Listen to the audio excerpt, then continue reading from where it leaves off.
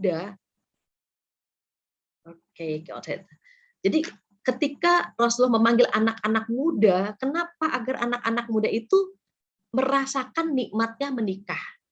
Coba tanyakan kepada para ayah, para suami. Pasti mereka akan menyesal setelah menikah. Menyesalnya, kenapa nggak dari dulu nikahnya gitu. Karena menikah itu yang enak cuma 5%. Yang enak hanya 5%. Yang 95% adalah enak sekali gitu. Jadi orang menikah itu indah gitu ya. Indahnya kenapa? Dia mampu menyempurnakan setengah agamanya. Itu rahasianya mengapa Rasulullah Shallallahu Alaihi Wasallam meminta anak-anak muda untuk menikah. Tapi ketika wanita itu dinikahi, Allah meminta para suami memperlakukan istri dengan baik. Wa'ashiruhunna bil ma'ruf. Perlakukanlah istrimu dengan baik. Ini perintah Allah. Baru nanti kita lihat hadis Rasulullah Shallallahu Alaihi Wasallam, di mana kita sering sekali mendengarkan hadis ini ya. Rasulullah Shallallahu Alaihi Wasallam bersabda apa? Sebaik-baik kalian adalah yang paling baik pada keluarga kalian. Jadi khairukum li ahli, gitu ya. Rasulullah Shallallahu Alaihi Wasallam bukan hanya menyampaikan hadis, namun beliau sudah melakukannya.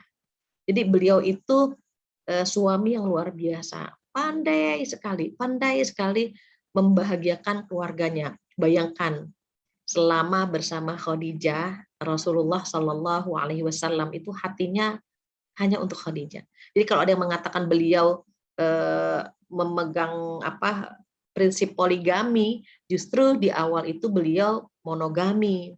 Istrinya hanya satu, hanya Khadijah radhiyallahu anha. Namun setelah Khadijah meninggal begitu, maka barulah Allah Subhanahu wa taala memerintahkan beliau untuk menikahi istri kedua yaitu Saudah, istri ketiga yaitu Aisyah, sampai kepada Hafsah, Zainab gitu ya. Dan terakhir adalah Maimunah gitu ya, Maimunah Sofia gitu. Jadi Rasulullah Shallallahu Alaihi Wasallam yang istrinya banyak itu tapi mampu membahagiakan mereka. Kalau kita, pasangan kita cuma punya kita, suami kita hanya punya kita hanya punya suami, cuma satu maksud saya. Kalau tidak pandai membahagiakan mereka, bagaimana kalau lebih dari satu? Jadi ketika kita menikah, kita membangun sebuah kebahagiaan yang memang akan kita bangun sebuah kebahagiaan yang niatnya apa? Ingin membahagiakan orang lain. Jadi jangan sampai ketika kita menikah ingin lari dari masalah. Berarti ketika kita menikah kita sudah bawa masalah. Maka masalah itu akan ditransfer kepada pasangan kita. Niatnya sudah harus diluruskan. Betapa kita nikah ini ingin berbahagia dan membahagiakan orang lain. Ingin ibadah, mengajak orang lain beribadah. Sehingga baiti jannati, rumahku adalah surgaku. Nah, itu disampaikan oleh Rasulullah Shallallahu Alaihi Wasallam. Slide selanjutnya adalah bagaimana cara beliau menjadi suami terbaik, gitu ya. Menjadi suami terbaik yang dianjurkan oleh atau diperintahkan oleh Allah Subhanahu Wa Taala. Itu tadi ya, khairukum li ahli wa ana khairukum li ahli. Kemudian apa yang pertama? Memberi nafkah lahir dan batin. Hadis yang tadi saya bacakan, itu kalimatnya apa? Manis tato'a minkumul ba'ah. Al-ba'ah itu artinya mampu. Mampu memberikan nafkah lahir dan mampu memberikan nafkah batin. Kalau nafkah lahir hampir semuanya paham. Nafkah batin, nah itu yang harus detail penjelasannya. Kalau lahir mungkin finansial ya, monthly per bulan atau per minggu atau per hari itu beda-beda. Kalau suami mendapatkan penghasilan per hari dia akan memberikannya per hari. Kalau dia mendapatkan take home pay per bulan maka dia akan transfer per bulan gitu. Tapi kalau batin bagaimana? Nah ini yang agak susah. Ada yang menafsirkan nafkah batin itu melakukan hubungan intim. Ada yang mengatakan nafkah batin itu bukan hanya hubungan intim, tetapi membuat istri bahagia itu adalah nafkah batin. Kalau misalnya mohon maaf sekali, suami memberikan nafkahnya tidak seperti yang kita bayangkan. Tapi kita dibuat bahagia gitu. Kita bahagia, kita nyaman bersama dia. Dia sudah memberikan nafkah batin. Apalagi kalau kita yang bisa bersyukur dengan berapapun yang suami berikan. Mengapa? Kita harus yakini bahwa berapapun yang suami berikan kepada kita, sesungguhnya itu rezeki dari Allah Subhanahu wa Ta'ala. Ada yang punya suami, income-nya sedikit, tetapi seluruh uangnya buat istrinya. Diatur ya, mah, papa cuma punya uang sekian, jumlahnya nominal sekian, mama tolong bantu untuk memanage keuangan kita. Ada yang suami penghasilannya besar, tapi istrinya tapi tidak tahu. Bahkan main kucing-kucingan gitu ya. Ada seorang istri ketika memiliki suami penghasilannya 50 JT ke atas, tapi istrinya hanya mendapatkan Allah alam versi istri ya 3 juta, paling banyak 5 juta gitu. Jadi terkadang dia harus merengek-rengek terlebih dahulu gitu. Kenapa? Karena kebutuhannya 10 juta dikasih 5 juta, padahal suaminya income-nya 50 juta ke atas gitu. Artinya apa? Jangan pernah cemburu, jangan pernah ngiri dengan income suami orang lain. Mengapa? Boleh jadi kita lebih bahagia daripada mereka. Kenapa? Karena nafkah lahir batin ini relatif. Ada yang dikasih besar tapi nggak bahagia. Ada yang standar pas-pasan saja, tapi dia bahagia sekali. Di mana letak kebahagiaannya? Rasa syukur yang membuat kita bahagia. Jadi kalau kita bersyukur, itu akan membuat kita bahagia. Jangan nunggu bahagia dulu baru bersyukur. Terkadang kita melihat teman-teman kita di sosmed, ya, di sosial media, kita merasa, dia bahagia sekali dengan pasangannya. Dia sedang jalan-jalan, dia sedang makan di restoran. Padahal itu boleh jadi hanya pencitraan. Hanya pencitraan. Yang sebenarnya dia tidak sebahagia yang kita lihat. Betapa banyak terkadang teman-teman itu di sosmed gitu ya, di sosmed, wow, Masya Allah sedang di luar negeri, sedang gitu ya. Tapi dia DM ke saya bahwa dia ingin sekali pisah dari suaminya.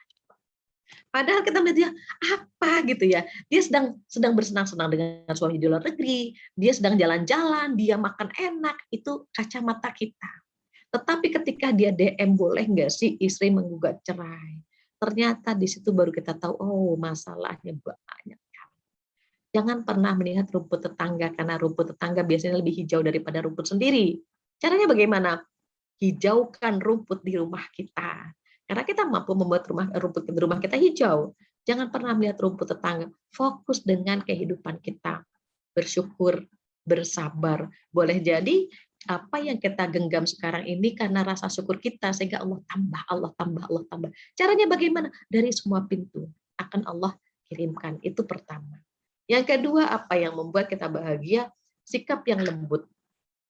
Jadi ada suami temperamental, ada suami tuh kalau bicara dia jaga sekali perasaan kita gitu ya. Mengapa? Karena Rasulullah Shallallahu Alaihi Wasallam itu termasuk pria yang begitu lembut kepada istri-istrinya. Aisyah radhiallahu anha berkata apa? Nabi Muhammad Shallallahu Alaihi Wasallam adalah orang yang penyayang lagi lembut. Beliau orang yang paling lembut dan banyak menemani istrinya yang sedang mengadu atau sakit. Jadi gini, Aisyah radhiallahu anha itu istri yang paling banyak cerita.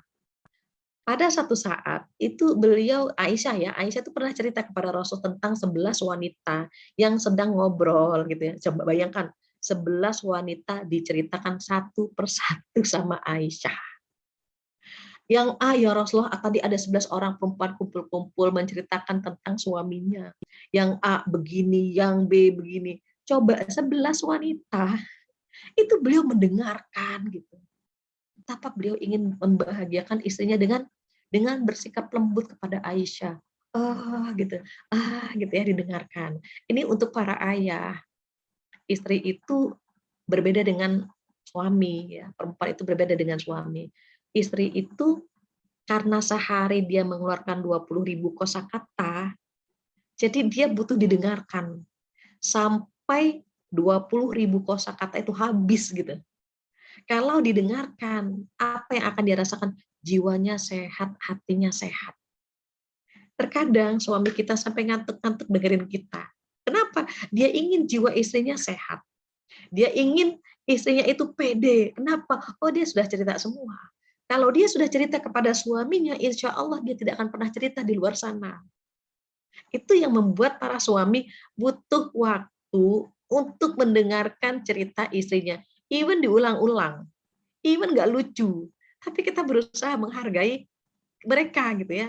entah suami, entah istri, bagaimana agar bisa bisa nyambung gitu ya, kita dengarkan gitu, atau suami mendengarkan kita, dan Rasulullah paling pandai untuk hal yang satu ini. Jadi beliau lembut sekali kepada istri-istri beliau, sampai-sampai gitu ya, sampai-sampai para istri itu terkenang bagaimana perlakuan Rasul kepada mereka. Gitu. Itu yang kedua. Jadi kalau ada suami, mohon maaf, temperamental, ada suami kasar, kita butuh waktu melembutkan hatinya, butuh waktu. Maka ketika seorang sahabiah bernama Fatimah curhat kepada Rasulullah Shallallahu Alaihi Wasallam, ya Rasulullah, ada dua pria yang akan menikahiku. Kata Rasul, siapa? Yang pertama Muawiyah, yang kedua Abu Jaham. Apa kata Rasulullah? Jangan menikah dengan Muawiyah karena dia miskin dan pelit. Dan jangan pula menikah dengan Abu Jaham, karena Abu Jaham itu tidak pernah melepaskan tongkat dari tangannya. Apa artinya? KDRT, keras, ringan tangan. Jadi Rasulullah tidak mengizinkan Fatimah, sahabiah ini, menikah dengan Abu Jaham dan atau Muawiyah. Apa kata Rasulullah? Menikahlah dengan Usamah. Gitu. Dicarikan oleh Rasul bagaimana pria yang lembut, yang cocok dengan pribadi Fatimah, gitu ya. Maka itu kriteria yang kedua. Yang ketiga apa? Suami bisa mengajak bersenda gurau. Bersenda gurau, bercanda, nggak serius gitu maksudnya. Kita dibuat ketawa, ih kamu lucu banget sih misalnya gitu ya. Ah tuh lucu banget, atau abang ya Allah, abang, kita bercanda, kita kita ngobrol-ngobrol gitu ya. Rasul bercanda nggak sih? Bercanda. Rasulullah itu bercanda sampai Aisyah itu tersenyum ya, tertawa dibuat oleh oleh Rasulullah Shallallahu Alaihi Wasallam. Bahkan gitu ya, bahkan Rasulullah Shallallahu Alaihi Wasallam itu ketika kepada seorang nenek saja bercanda, ketika kepada Ali bercanda, orang lain itu bercanda. Contohnya apa? Ketika seorang nenek minta didoakan masuk surga, kata beliau, Nek, di surga nggak ada nenek-nenek gitu ya. Kenapa? Karena nanti di surga itu semuanya muda kembali, seperti seorang wanita berumur 17 sampai 23. Akhirnya nenek itu tersenyum. Dengan Ali pun begitu. Dengan Ali radhiyallahu an itu ketika beliau sedang makan kurma gitu ya, membuat lingkaran, Rasulullah makan kurma, di samping kanannya adalah Ali. Makan kurma, biji kurmanya itu gitu, digeser ke depannya Ali, ke depannya Ali. Apa kata Rasulullah? Ya Ali, kamu makan kurma banyak sekali gitu. Ali kaget ketika melihat depannya itu biji kurma banyak banget. Beliau pahami, kayaknya Rasulullah nih menggeser biji-biji kurmanya ke hadapan Ali gitu. Apa kata Ali? Ya Rasulullah, alhamdulillah aku makan kurma tidak pakai bijinya gitu. Engkau lihat ya Rasulullah makan kurma sama biji-bijinya. Kenapa? Karena biji-biji kurma di hadapan Rasulullah nggak ada, kan digeser ke Ali. Jadi kata Ali, alhamdulillah aku masih makan kurma tidak dengan bijinya. Coba lihat engkau ya Rasulullah gitu. Engkau makan kurma dengan biji-bijinya. Dengan sahabat saja bercanda, apalagi dengan istrinya. Dan Rasulullah itu terkenal ya, terkenal paling pandai membuat istrinya tertawa, tersenyum begitu ya. Ya, slide. Kemudian bercandanya beliau ini ya, bercandanya Rasulullah itu walaupun ya, mohon maaf, Rasulullah itu dalam hadis dikatakan tidak pernah tertawa terbahak-bahak ya. Beliau itu kalau tertawa tidak bersuara. Pernah satu kasus itu saat seorang bapak siang hari melakukan hubungan intim di bulan Ramadan gitu. Ketika bapak ini mengatakan, apa yang harus aku lakukan? Kata Rasulullah, membebaskan budak. Aku nggak bisa. Kalau nggak bisa, ya puasa 2 bulan berturut-turut. Bagaimana 2 bulan? 1 bulan saja aku terjebak gitu ya. Maksudnya melakukan hubungan intim. Kalau gitu memberi makan 60 orang miskin. 60 banyak sekali. Sekampung aja aku yang paling miskin gitu ya.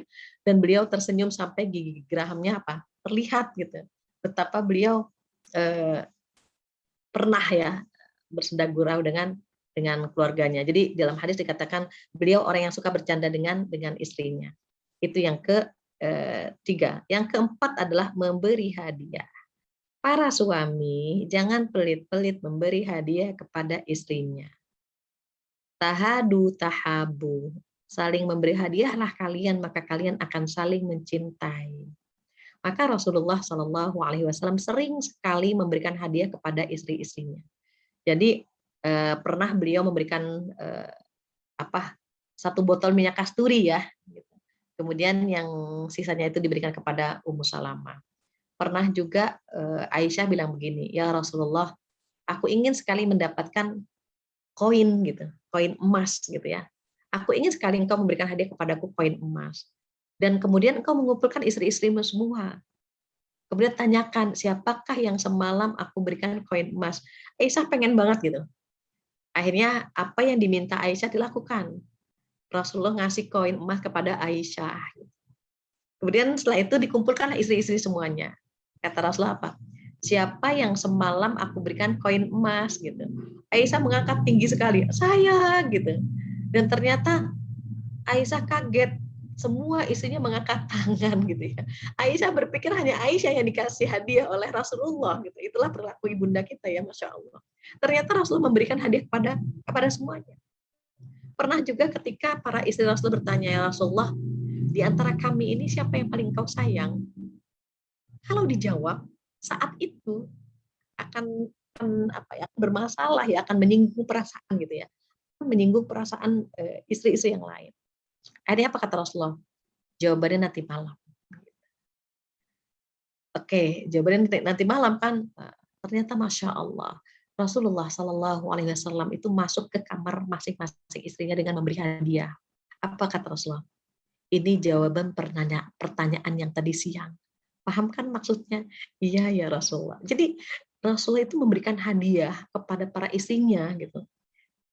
Saking adilnya sehingga beliau memberikan hadiah kepada para istrinya dan istrinya merasa mereka paling disayang. Tadi siang kan pertanyaan apa? Siapakah istri yang paling engkau sayang? Kata Rasulullah jawabannya nanti malam. Jawabannya nanti malam. Jadi Rasulullah masuk ke kamar-kamar istrinya memberikan hadiah dan dipesan, ini jawaban yang tadi siang. Tapi jangan bilang sama siapa-siapa. Menjaga perasaan para istrinya. Padahal semuanya dikasih hadiah sama Rasulullah Shallallahu Alaihi Wasallam. Begitu menyenangkan gitu ya.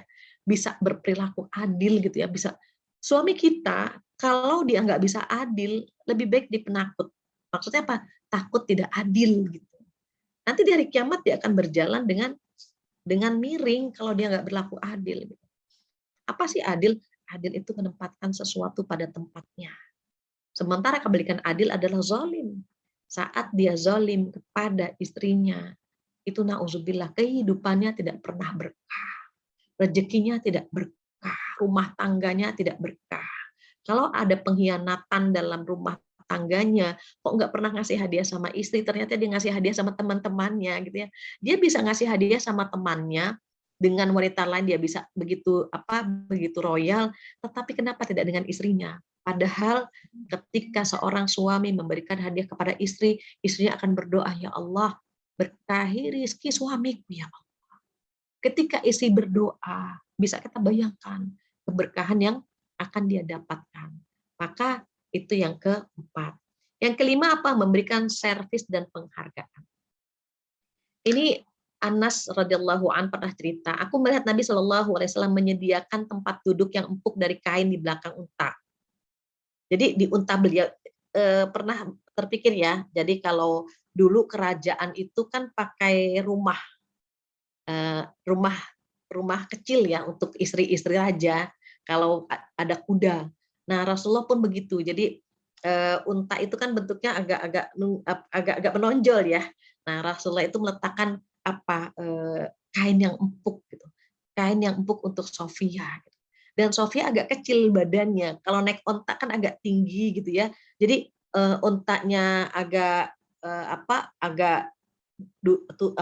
jongkok gitu ya, agak merendah, tetapi tetap belum bisa naik Sofia itu. Akhirnya apa? Beliau duduk di samping onta, terus lututnya itu ditinggikan biar Sofia bisa naik. Jadi bayangkan lututnya Rasulullah rela diinjek sama Sofia agar Sofia bisa naik ke onta, coba.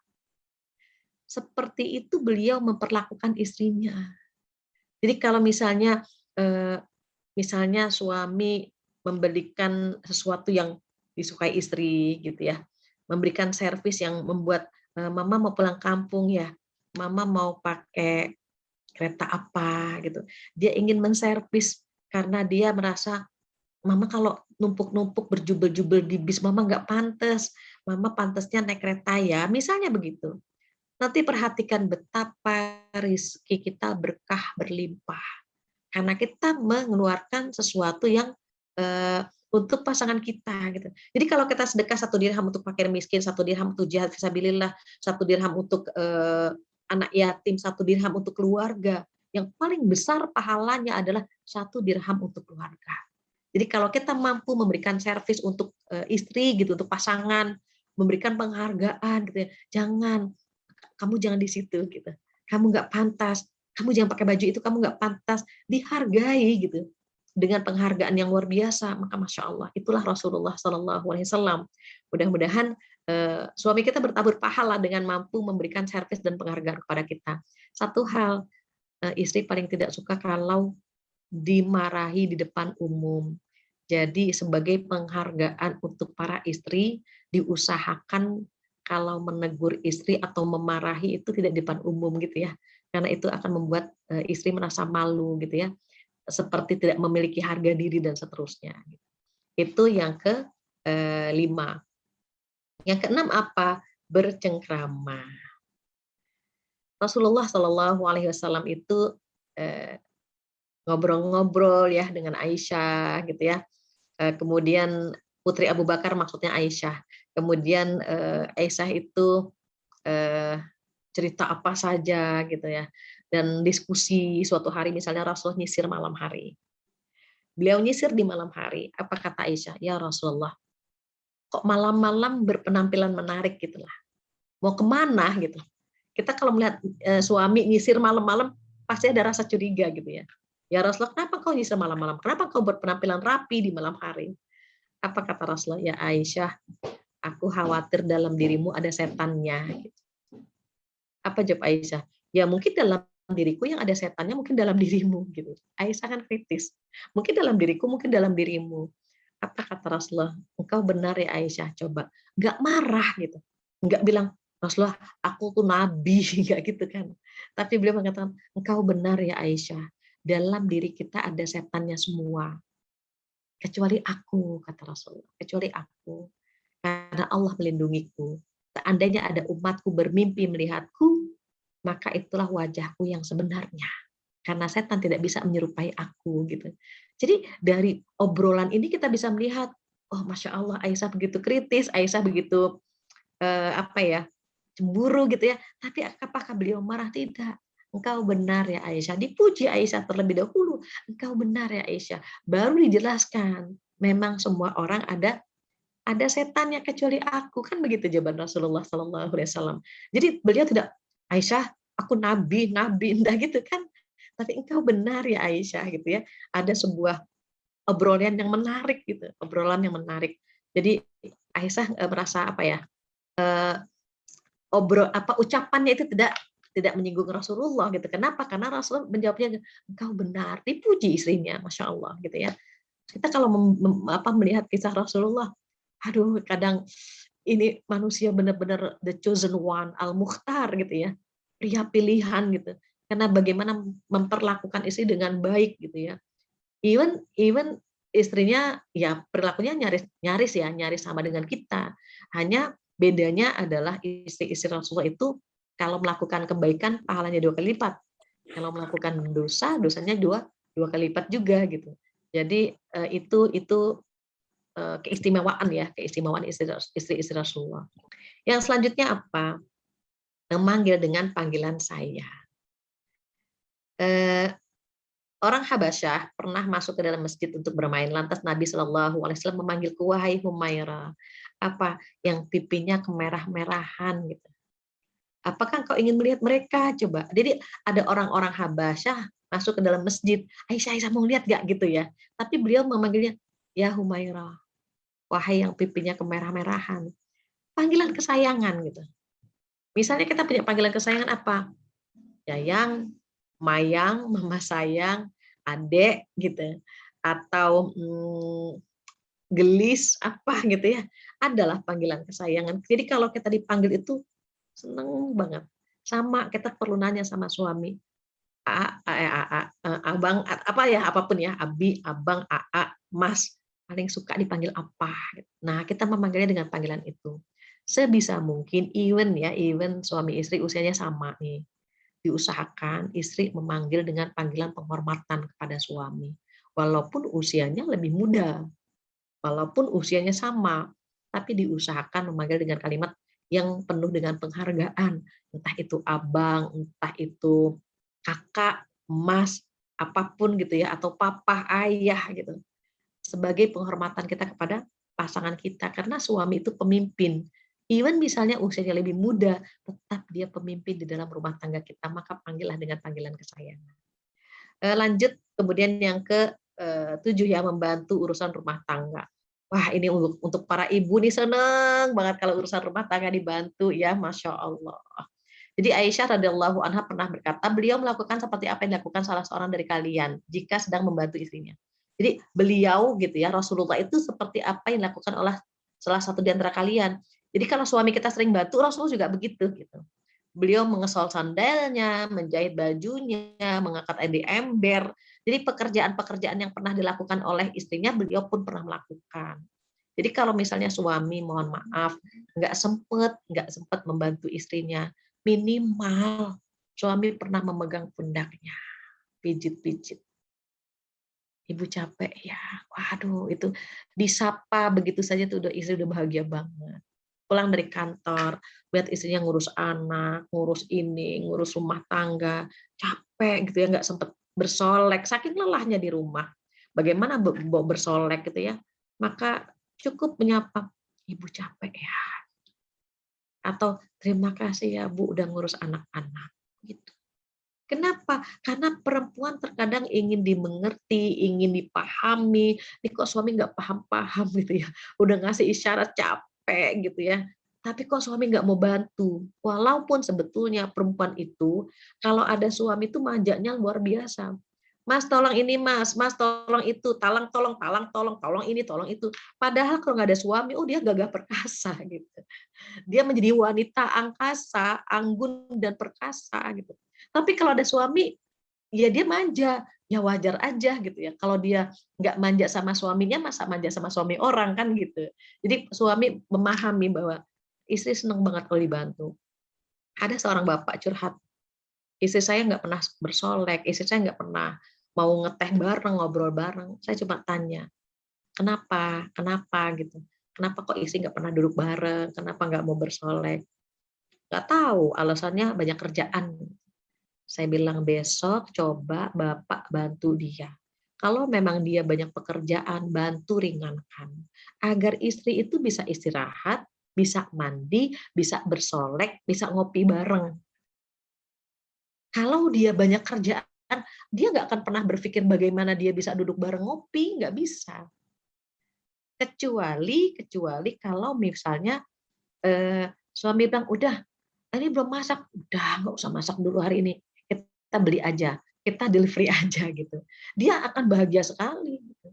Even sebetulnya memasak dengan mencuci sebetulnya bukan tugas istri, tapi itu amal soleh gitu ya. Amal soleh yang membuat suami bahagia. Kenapa? Karena ketika suami bilang, Bu, aku pengen deh makan rendang, terus istri masakin rendang. Itu amal soleh gitu. Kenapa dia bisa membahagiakan suaminya dengan masakannya gitu.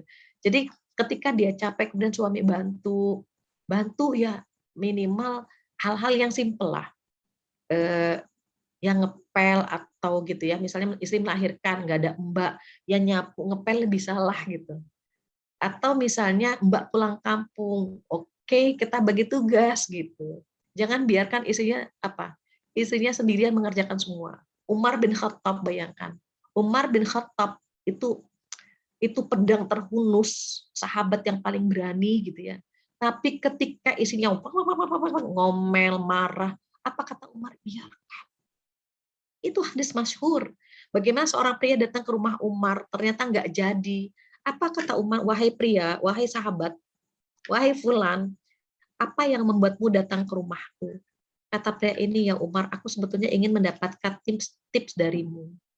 Bagaimana cara mendidik istriku? Tipsnya bagaimana menghadapi istri yang cerewet? Tipsnya bagaimana menghadapi istri yang marah-marah terus? Apa jawab Umar? Biarkan istrimu marah-marah, biarkan. Biarkan istrimu ngomel, biarkan. Dia lelah, dia capek mengandung anak-anak kita.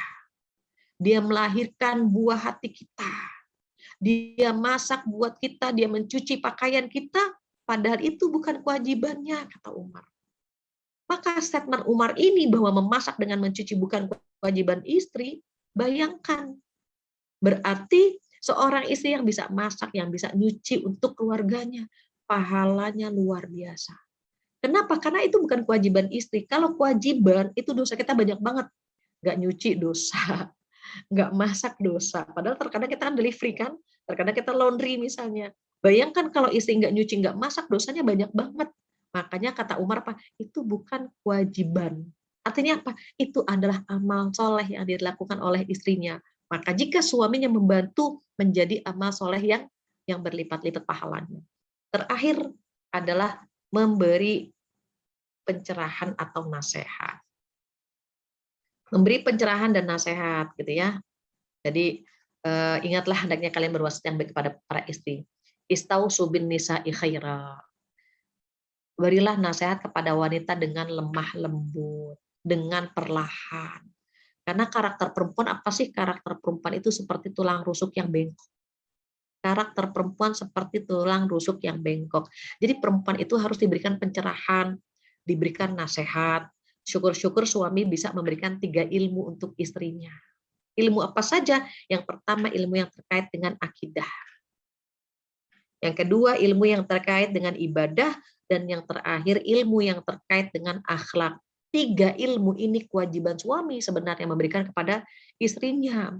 Kalau suami tidak bisa memberikan 3 ilmu tadi karena keterbatasan waktu, maka panggilkan guru ke rumah agar 3 ilmu ini diberikan kepada istri dan keluarganya. Kalau guru pun dipanggil mahal, manggil guru mahal gitu ya, izinkan istri dan anak-anaknya menuntut ilmu agar 3 ilmu ini dia dapatkan. Kenapa? Kalau tidak, maka akidah tidak terselamatkan, ibadahnya tidak sempurna, akhlaknya tidak mulia. Maka suami punya peran gitu ya untuk memberikan pencerahan, meluruskan karakter seperti tulang rusuk yang bengkok tadi. Kalau diluruskannya terlalu keras, dia akan patah. Tetapi kalau tidak diluruskan, maka karakternya akan bengkok terus gitu. Nggak akan ada perubahan. Apa maksudnya? Perempuan itu kalau disayang agak ngelunjak dikit gitu. Kalau dimarahin dia kabur bawa koper gitu ya. Dia maunya kabur gitu. Susah kan? Masya Allah, dia butuh sosok yang meluruskan karakternya itu. Yaitu kalau nggak suaminya, ayahnya, atau anak laki-lakinya, atau abangnya. Kalau kebetulan ternyata para suami diberikan amanah istri yang memiliki karakter seperti tulang rusuk yang bengkok tadi, maka berikanlah nasihat dan pencerahan kepada para istri dengan cara yang baik gitu ya. Karena perempuan itu salah dikit aja ngambeknya lama gitu ya. Ngambeknya lama, bisa-bisa nanti suami tidur di sofa gitu ya. Nah, itu hal-hal yang disampaikan oleh Rasulullah Shallallahu alaihi wasallam. Kalaupun ada hal-hal lain yang bisa membahagiakan istri, maka lakukan gitu ya, maka lakukan. Karena bukan berarti hanya ini gitu ya. Tapi banyak hal gitu ya yang bisa dilakukan oleh para suami yang membuat hati istri itu bahagia sekali.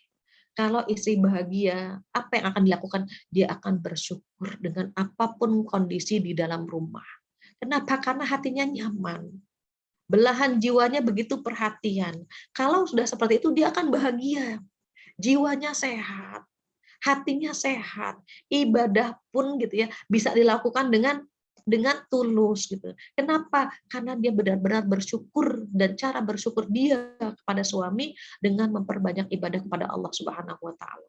Maka ini hadis yang disampaikan lanjutan dari tadi, sampaikanlah pesan kebaikan kepada kaum wanita karena sesungguhnya wanita itu diciptakan dari tulang rusuk yang paling bengkok gitu. Dan yang paling bengkok adalah bagian atasnya.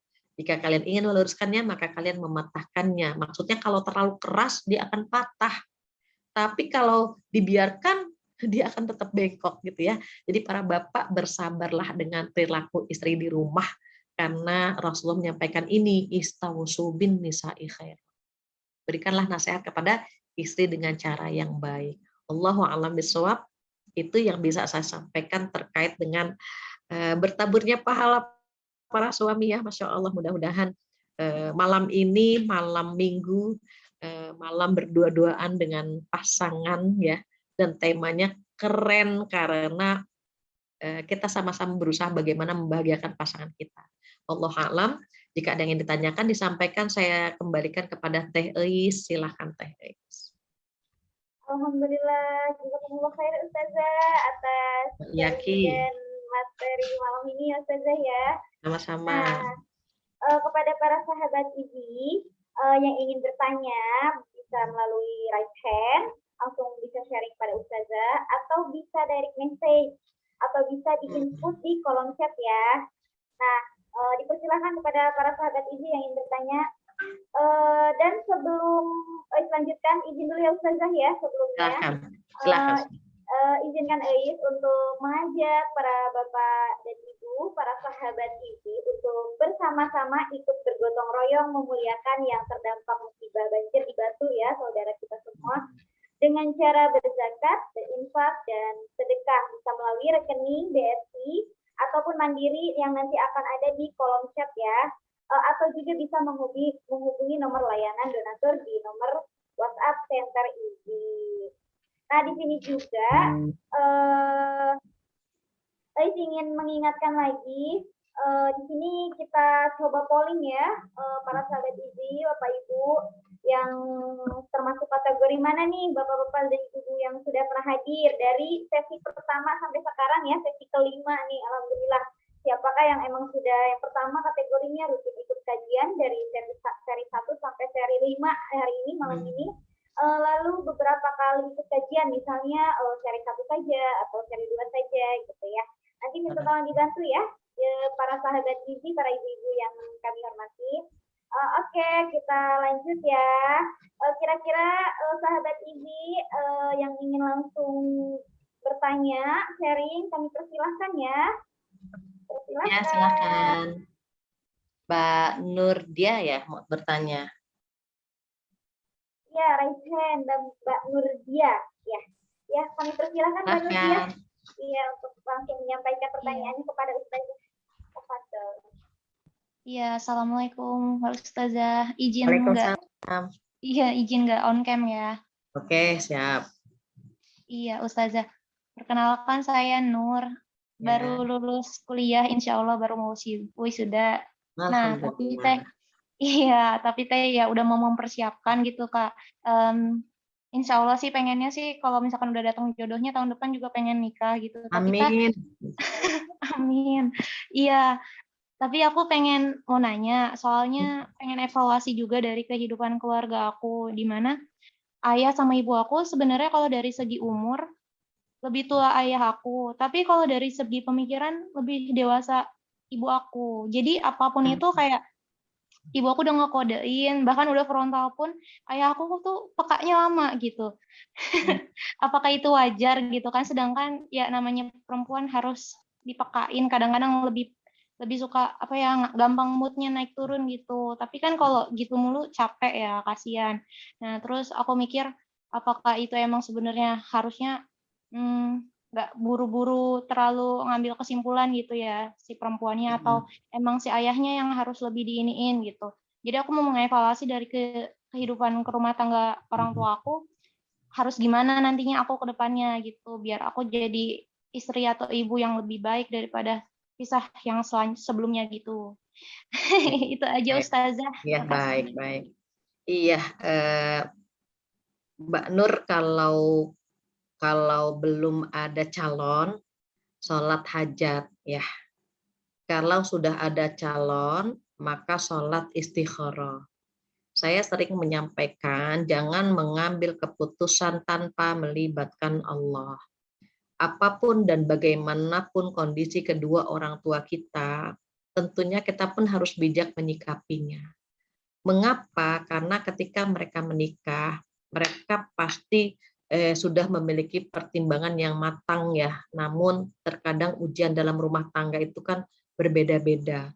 Nah, dari pengalaman yang ada bisa diambil hikmahnya saja. Misalnya ayah kelebihannya apa gitu. Kekurangannya apa, ibu kelebihannya apa, kekurangannya apa. Kita ambil yang positif saja dari hubungan mereka. Mengapa terkadang, mohon maaf sekali, Kalau ada anak yang diuji melalui orang tuanya, terkadang suaminya membahagiakan. Tetapi kalau ada yang diuji lewat suaminya, kadang-kadang anak yang bikin dia bahagia gitu. Jadi artinya apa? Tidak selamanya kalau rumah tangga orang tua kita tidak bahagia terus kita tidak bahagia, enggak gitu. Jadi tetap optimis ya bahwa ya Allah engkau uji lewat misalnya lewat orang tuaku. Hamba yakin engkau akan memberikan kebahagiaan lewat rumah tanggaku gitu. Kalau ada di antara kita yang join hari ini diuji lewat pasangan, yakin seyakin-yakinnya Allah akan memberikan kebahagiaan lewat anak-anak. Kalau kita bisa, kok ini 3 anak belum ada yang membahagiakan, tunggu. Bisa jadi dari 3 itu akan ada yang membahagiakan kita, begitu seterusnya. Kok nggak selesai-selesai ujian ya? Oh iya, ujian itu menggugurkan dosa-dosa kita. Atau boleh jadi ujian itu untuk mengabulkan doa dan keinginan kita. Kita pengen A, pengen B, pengen C, banyak kan keinginan kita. Nah, kalau kita mau naik kelas, gitu kan, kita mau naik kelas, ya harus siap dengan ujian yang Allah berikan. Dan Allah itu pasti akan ngasih ujian, pasti gitu. Kita kalau mau naik kelas kan dites dulu, diuji dulu. Kira-kira bisa nggak diuji? Nggak bisa. Bagaimana sekolah tersebut tahu kita layak naik kelas? Kan harus diuji. Allah pun sama. Jadi Allah itu ketika menguji kita pasti ngasih solusinya gitu. Artinya apa? Kalau memang keluarga atau rumah tangga orang tua kita dalam kondisi yang tidak tidak seperti yang kita harapkan, yakin insya Allah rumah tangga kita akan sesuai dengan harapan. Kuncinya apa sih? Cari ilmu, cari ilmunya. Yang kedua, siap perbekalannya, bekal ilmu, bekal fisik, bekal mental dan spiritual. Seperti itu ya Mbak Nur ya. Mudah-mudahan ya dalam waktu dekat Allah berikan pasangan yang saleh. Amin. Begitu Mbak Tehis. Alhamdulillah, terima kasih Ustazah atas jawabannya dan semoga jawaban Ustazah pas ya Mbak Nur. Oke, kita lanjut ya Ustazah ke pertanyaan selanjutnya dari siapa tadi? Mbak Ibu Ana ya. Ibu Ana.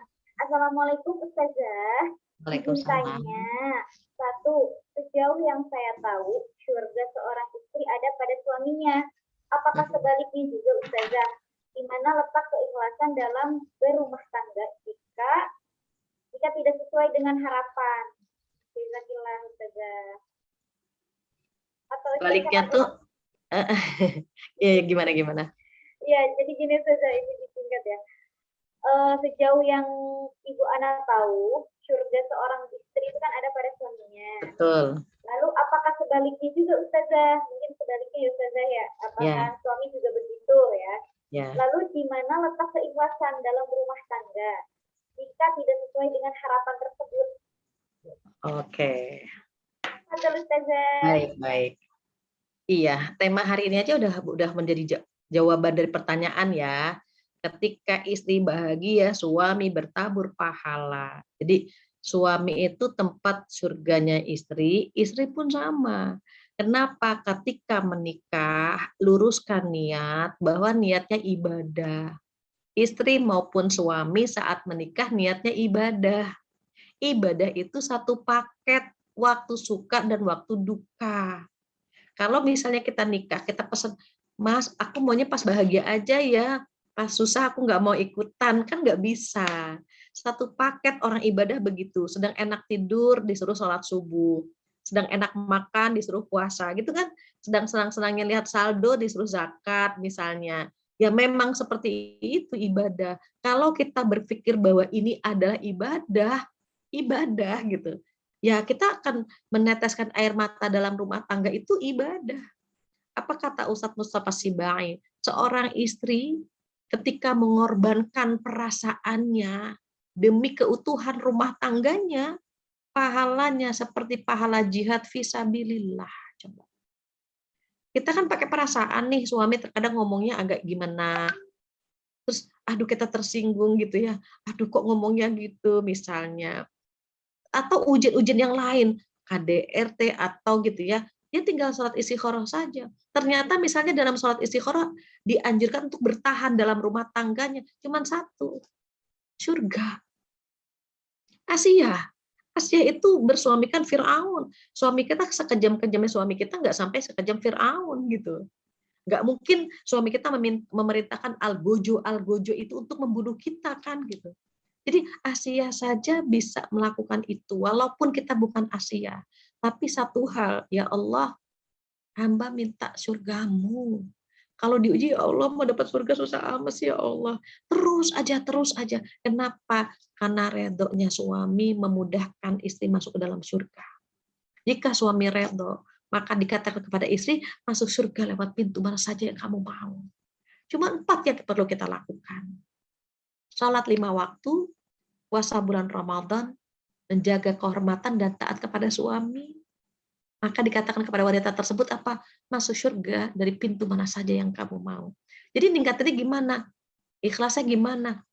Ya Allah, Engkau yang minta aku, yang nyuruh aku taat sama dia. Gitu. Kalau kita malas bersolek, ya Allah, Engkau yang nyuruh aku untuk berdandan kepada dia, gitu ya. Ya Allah, Engkau yang nyuruh aku, gitu. Jadi jangan lihat suami, gitu intinya. Kalau misalnya suami minta A, minta B, minta C, jangan lihat suaminya, lihat Allah yang minta kita nurut sama dia gitu. Itu mungkin tipsnya seperti itu. Wallahu a'lam. Alhamdulillah, jazakumullah khair Ustazah atas jawabannya. Iya. Baik, kita lanjut ya Ustazah ya. Ya, siap. Di sini ada pertanyaan, tapi sebelum pertanyaan dibacakan dulu ya Ustazah. Di sini ada quote nih dari Bapak Aji Prasetyo Bogor. Berbagi untuk sahabat Ibu juga, quotes-nya yang berkesan, libatkan Allah dalam memilih jodoh. Alhamdulillah ketika sebelum menikah, pas dapat calon terus surat istikharah, saya jadi tenang. Sampai sekarang ketenangan itu alhamdulillah ada. Alhamdulillah. Ya, baik, lanjut ya Ustazah ya ke pertanyaan boleh. Iya. Di sini dari Ibu Nisa. Assalamualaikum Ustazah Umi Fathia. Mohon bertanya. Saya mau bertanya, saya sudah 9 tahun menikah, tapi suami saya sulit sekali untuk diajak beribadah. Di sini beribadahnya sholat 5 waktu ya Ustazah ya. Padahal dahulu beliau adalah lulusan pesantren. Ayah dan ibunya juga cukup agamis. Pendidikan beliau juga mengenai agama, saya rasa cukup baik. Beliau juga memperlakukan saya sebagai istri cukup baik, walaupun memang tidak romantis. Lalu saya harus seperti apa ya Ustazah untuk bisa mengajak beliau kembali mengingat Allah dan membimbing kami istri dan anak-anaknya untuk jalan di jalan Allah. Karena beliau adalah imam yang seharusnya bisa dijadikan contoh oleh anak-anaknya. Terima kasih. Tafadhol Ustazah untuk jawabannya. Baik. Masya Allah, ujian ya luar biasa. Jadi gini, kalau dulu dia pernah sholat, kalau dia dulu pernah sekolah di pesantren ya, dulu gitu, itu insya Allah nyoleknya gampang. Jadi bandingkan dia yang dulu dan yang sekarang. Jadi nggak perlu membandingkan dengan orang lain gitu ya. Kalau dibandingkan dengan orang lain kan tidak elok gitu ya. Maka kita gampang, Mas, aku rindu sama kamu yang dulu gitu. Mas, aku tuh pengen ngeliat kamu yang dulu, yang sholat 5 waktu, yang bimbing aku sholat, yang gini. Jadi kita membandingkan dengan dirinya dia sendiri, itu lebih gampang. Mungkin boleh jadi dia meninggalkan sholat karena pertemanan, karena lingkungan, karena kerjaan gitu ya, karena hal-hal seperti itu. Maka diusahakan gitu ya, sebut nama suami dalam doa-doa kita di sholat 5 waktu. Syukur-syukur nambah sholat malam, sebut nama suami. Sebut nama suami. Bayangkan misalnya suami tidur, nah kita di dekat suami. Jadi ketika kita berdoa, wajahnya dia kita tatap gitu. Jadi sholatnya mendekati posisi suami. Kita tatap wajahnya, Allah, satukan hatiku dengan hatinya. Lembutkan hatinya. Tundukkan gitu ya, tundukkan dia. Jadi kembalikan dia seperti yang dulu ya Allah. Hamba rindu dengan ibadahnya dia yang dulu dan seterusnya. Jangan pernah bosan mendoakan suami. Yang kedua boleh ngobrol-ngobrol. Mas, dulu kan Mas di pesantren belajar apa gitu. Mas dulu di pesantren kalau sholat di mana tuh Mas gitu. Seneng kali ya, aku pengen banget deh kalau misalnya hidup di lingkungan pesantren anak kali ya gitu. Padahal niat kita mau ngebidik ke sana gitu. Kalau lewat kita nggak bisa, bisa lewat anak-anak. Atau kita bilang ke anak kita gini, nah nanti kalau kamu sudah besar, jadi imam yang baik, ajak anak-anak, ajak istrimu ke masjid, padahal tujuan kita ke dia gitu. Tapi yang kita ajak ngomong adalah anak-anak kita gitu. Mengapa? Karena biasanya kalau lewat anak itu ayah suka lebih tersentuh ketimbang lewat istrinya. Jadi kita bisa minta tolong anak-anak kita ya kalau sudah punya anak, itu banyak sekali teman-teman jamaah itu kalau anaknya yang minta, ayahnya mau ikut. Ayah kita ke masjid ya yuk. Oke gitu. Tapi kalau istri yang minta jarang dituruti. Kenapa? Karena mungkin kalau ngeliat istrinya wajahnya pengen berkelahi terus ya, pengen berdebat terus gitu. Jadi suami atau istri itu nggak percaya gitu ya, kurang kurang kurang percaya dengan pasangan gitu. Sehingga lewat anak-anak mungkin bisa lebih gampang begitu. Wallahu a'lam. Ada lagi Teh? Alhamdulillah, jazakallah khair ya Ustazah jawabannya. Semoga Sama-sama. jawabannya memuaskan ya. Ibu bisa. Belum ada nih Ustazah untuk pertanyaannya.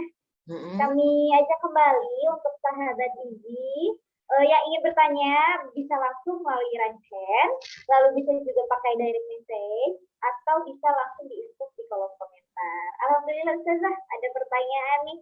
Langsung dibacakan ya Ustazah ya. Ya, silahkan. Direct message kalau ini Ustazah ya. Nggak Ya. disebutkan namanya. Assalamualaikum Teh Elis, mohon saya ingin bertanya, bagaimana caranya kita merasa seperti tidak dianggap istri oleh suami? Di apa? Tidak ulang apa? lagi. Saya ingin bertanya, bagaimana caranya jika merasa seperti tidak dianggap istri oleh suami? Jadi, tidak dianggap. Beliau tidak dianggap istri seperti tidak dianggap istri oleh suami. Pertama, karena tidak mendapatkan nafkah pribadi, yaitu kebutuhan pribadi istri. Mungkin karena istri juga bekerja dalam kurungnya Ustazah ya. Iya. Lalu di sini yang kedua, suami jarang sekali memberi uang ke mertuanya. Jadi di sini ada dua. Ada dua kemungkinan dari hal yang tadi ditanyakan. Nafkah pribadi itu maksudnya apa ya? Kalau buat dia pribadi, kalau buat belanja dikasih nggak? Bisa dibantu untuk dikirimkan lagi direct message-nya. Jika alasan yang pertama kan karena tidak mendapatkan nafkah pribadi, yaitu kebutuhan pribadi istri. Mungkin semuanya Ustazah yang meliputi kebutuhan yang emang pribadi istri gitu, baik kebutuhan batiniah, mungkin lahiriah dan lain-lain. Gitu. Jadi begini, kalau ada yang akad itu global. Ini uang per bulan gunakan untuk kebutuhan di rumah gitu ya. Ada juga yang akadnya 2, Bu, ini buat kebutuhan di rumah. Yang ini untuk ibu ya. Mungkin ibu mau ke salon, mungkin ibu mau makan bakso, mungkin ibu mau jajan gitu. Yang itu yang saya tanyakan. Khawatir yang dimaksud dia adalah nafkah pribadi itu yang itu gitu. Jadi memang tidak semua suami menyampaikan nafkah pribadi untuk istri, tidak. Banyak yang seperti itu gitu. Jadi dia global saja. Setiap bulan dia transfer ke rekening istrinya gitu. Intinya apa? Buat kebutuhan rumah saja gitu. Jarang, walaupun ada memang yang itu untuk kebutuhan di rumah, ya ini buat ibu ya gitu. Kenapa? Karena ada istri yang pengen dapat uang pribadi gitu. Kalau dia dapat uang pribadi, maka dia kan leluasa menggunakan uang tersebut. Kalau uang belanja itu kan dia hanya boleh menggunakan sebagai kebutuhan di rumah tangganya gitu ya. Nah, maka kenapa saya perlu tanyakan nafkah pribadi gitu? Karena ada yang memang saya pengen dapat uang pribadi dari dia gitu, bukan uang belanja, bukan gitu maksudnya. Itu yang pertama. Yang kedua masalah mertua gitu ya, dia nggak pernah ngasih mertua gitu. Sejujurnya ya, ini ilmu, sejujurnya kewajiban suami adalah membantu ibu kandungnya. suami itu milik orang tua, kalau istri milik suami gitu. Jadi memang suami tidak punya kebutuhan, tidak mempunyai kewajiban untuk membantu mertua. Terus yang membantu orang tua kita siapa? Abang kita atau adik laki-laki kita gitu. Kenapa? Kalau misalnya menantu wajib menafkahi mertua, itu nanti orang tuanya siapa yang menafkahi kan gitu. Namun kalau nggak pernah sama sekali ngasih, itu pun aib ya. Kalau ada menantu selama nikah nggak pernah ngasih sama sekali buat mertua, itu pun nggak pantas gitu, nggak pantas. Minimal ada momen-momen di mana menantu ngasih ke mertuanya ya, entah itu setiap tahun, entah itu 6 bulan sekali gitu. Kalau boleh saya sarankan, kita silang, kita ngasih ke mertua kita, suami ngasih ke orang tua kita, agar hubungannya harmonis, tidak main sembunyi-sembunyi. Kita bilang, Mas, Lebaran ini kita bikin parcel 2. Lebaran ini Mas kasih ke orang tua aku ya, aku yang ngasih ke orang tua Mas gitu. Kenapa? Agar imbasnya bagus. Imbasnya bagus, kita nggak main kuncing-kuncingan, nggak main sembunyi-sembunyian gitu ya. Kemudian mertua akan merasa dekat dengan kita dan orang tua kita merasa dekat dengan menantunya juga gitu. Jadi sebagai wacana saja bahwa memang menantu tidak punya kewajiban ya untuk memberikan kepada mertua, hanya etika saja, pantas-pantas aja. Dia punya kewajiban menafkahi kedua orang tuanya. Begitu. Sementara kita kalau kita bekerja, nah kita bebas, boleh memberikan nafkah kepada orang tua kita tanpa izin suami jika uang tersebut milik kita. Tapi jika uang tersebut milik suami, kita harus izin kepada suami jika ingin memberikan sedekah kepada siapapun, harus izin kepada suami terlebih dahulu, seperti itu. Ya, Teh Ais ya. Alhamdulillah gak terasa jam 9 ya. Iya Ustazah, alhamdulillah. Jazakallah khair Ustazah atas jawabannya. Oh, iya, amin. Gak ada lagi kan Teh Ais ya? Atau masih ada satu Ustazah. lagi? Iya. Ya, mengajak lagi untuk sahabat Izi, masih ada 5 menit lagi nih. Kira-kira apa aja yang mau ditanyakan, mau sharing, dipersilahkan ya sahabat Izi, langsung aja di kolom chat, bisa direct message, bisa raise hand, ataupun bisa langsung di input. Kita tunggu beberapa detik ya. Tadi yang nafkah pribadi belum dijawab ya Teh Ais ya? Ternyata nafkah pribadinya itu yang tadi sudah dimaksud sama Ustazah. Jadi untuk kebutuhan rumah tangga itu kan sudah terpenuhi. Tapi mungkin ya itu pribadi, misalkan pengen untuk jajan, ini untuk shopping, untuk main gitu Ustazah. Iya. Kalau sudah mewakili tadi. Oke, alhamdulillah. Iya. Ada lagi? Kalau nggak ada, jangan dipikirkan ya, sabar aja. Kalau nggak ada pertanyaan, jangan dipikirkan bagaimana bertanya. Tapi yang kita sedang yang sedang kita usahakan bagaimana mengaplikasikan ilmu gitu ya, ilmu yang kita miliki. Karena sesungguhnya rumah tangga atau menikah itu ibadah terpanjang. Kalau sholat 5 waktu hanya 5 menit mungkin, puasa bulan Ramadan hanya 1 bulan, tapi menikah itu adalah ibadah terpanjang dan terlama. Dan uniknya dia kan tidak seindah drama Korea. Banyak sekali tantangan, banyak sekali ujian dalam rumah tangga gitu ya. Mungkin dengan tangisan, dengan air mata, dengan banyak hal, tapi niatnya satu, ibadah. Kalaupun kita nangis, ya Allah, karena ingin mendapatkan surgamu gitu ya, karena ingin mendapatkan surgamu, maka mudahkan, kuatkan gitu. Termasuk yang belum menikah pun itu karena Allah paling tahu bahwa dia tidak cocok diuji lewat rumah tangga. Dia lebih cocok diuji dengan kesendirian. Karena kalau diuji lewat rumah tangga dia nggak mampu, makanya Allah membiarkan dia sendiri terlebih dahulu karena dia mampunya diuji di pintu itu gitu. Terus kalau sudah berumah tangga, dia akan diuji lewat pasangannya, lewat anaknya karena dia cocoknya, mampunya diuji lewat pintu itu. Kalau lewat kesendirian dia nggak mampu, begitu seterusnya.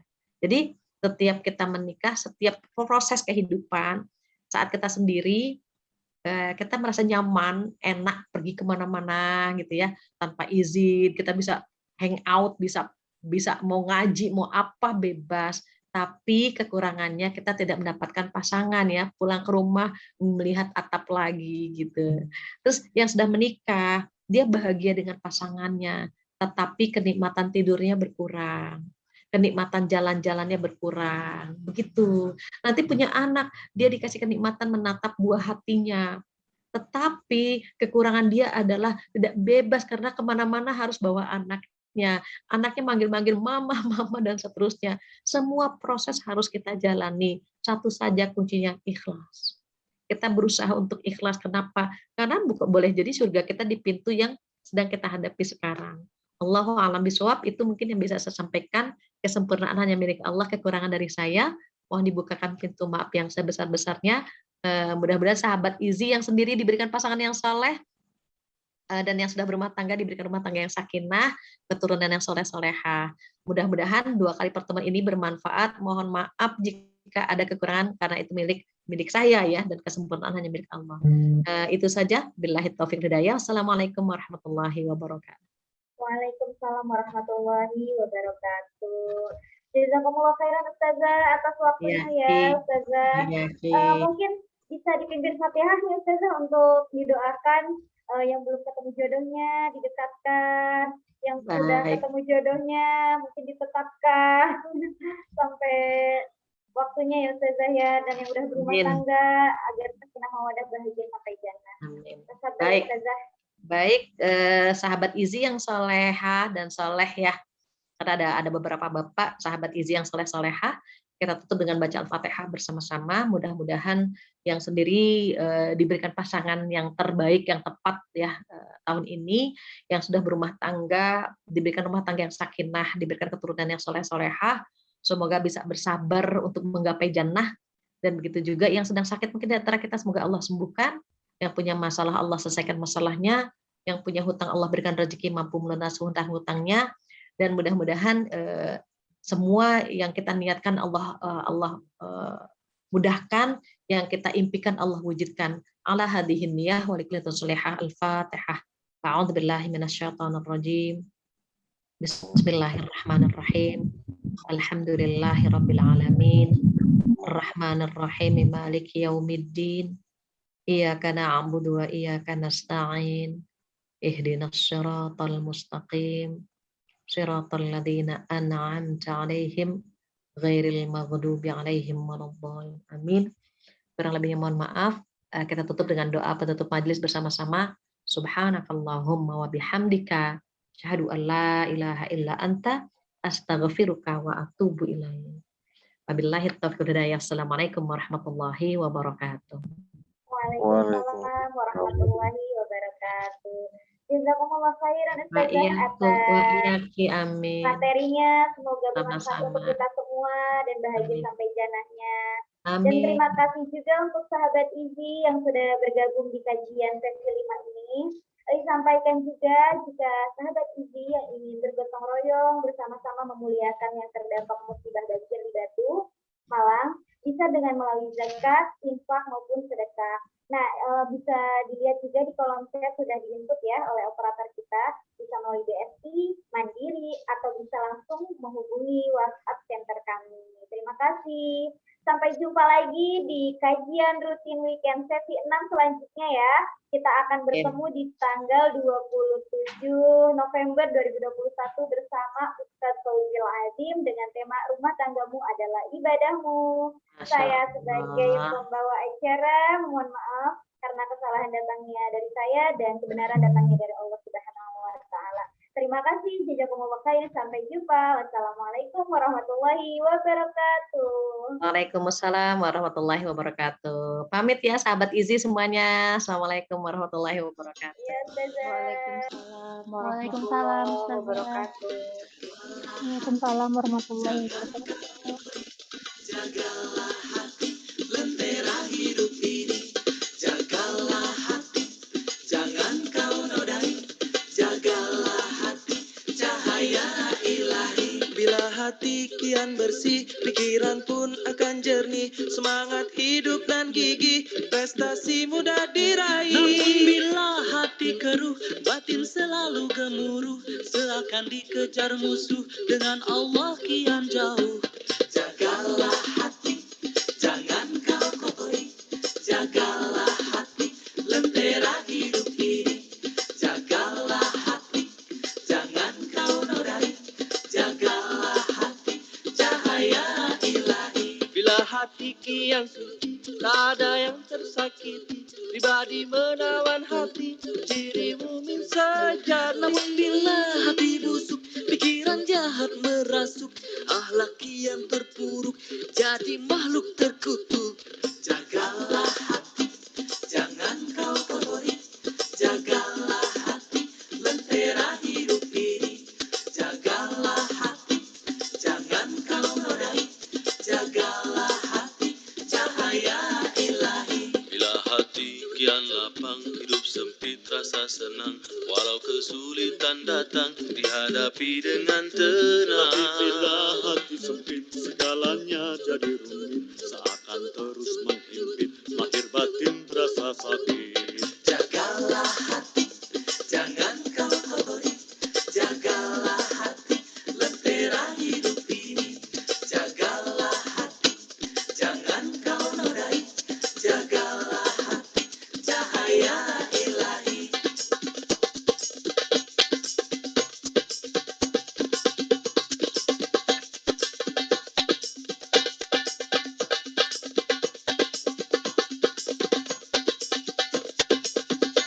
hati, jangan kau kotori, jagalah hati, lentera hidup ini. Jagalah hati, jangan kau nodai, jagalah hati, cahaya ilahi. Jagalah hati, jangan kau kotori, jagalah hati, lentera hidup ini. Jagalah hati, jangan kau nodai, jagalah hati, cahaya ilahi. Bila hati kian bersih, pikiran pun akan jernih, semangat hidup nan gigih, prestasi mudah diraih. Namun bila hati keruh, batin selalu gemuruh, seakan dikejar musuh, dengan Allah kian jauh. Jagalah hati,